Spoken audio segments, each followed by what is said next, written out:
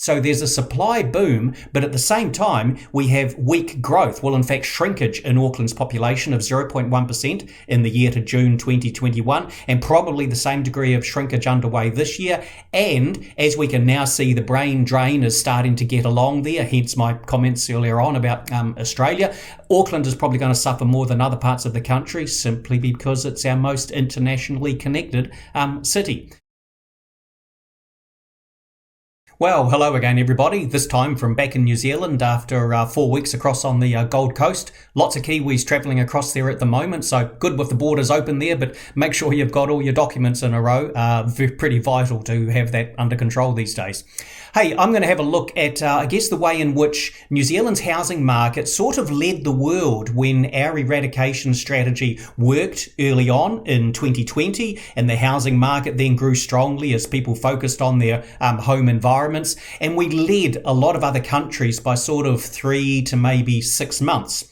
And maybe that's what's happening again at the moment, when we can still see some pretty strong increases in prices happening in the likes of the UK, in Australia, in the United States for their housing markets. But here in New Zealand, we already have our house prices falling, and that's probably a development that's going to come along a few months down the track for these other countries as their interest rates start to rise, as we've already seen happen in New Zealand as the financial markets last year anticipated the tightening of monetary policy already underway. And so, some fixed interest rates going up about 2% or so.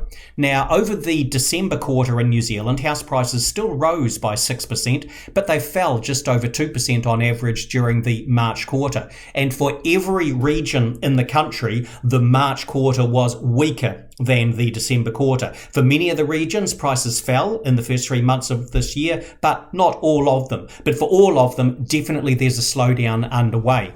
And in terms of what actually happened in the March quarter, country as a whole down by about 2%, but we saw prices fall in Auckland and Wellington regions by just over 4%, and for Dunedin City, we saw a decrease of about 3.3%. Now, why might we be seeing some extra weakness in their locations?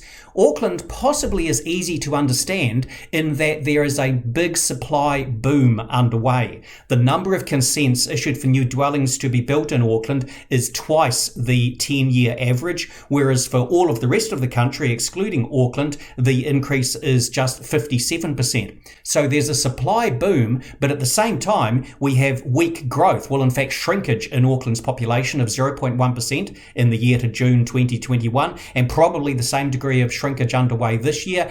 And as we can now see, the brain drain is starting to get along there, hence my comments earlier on about Australia.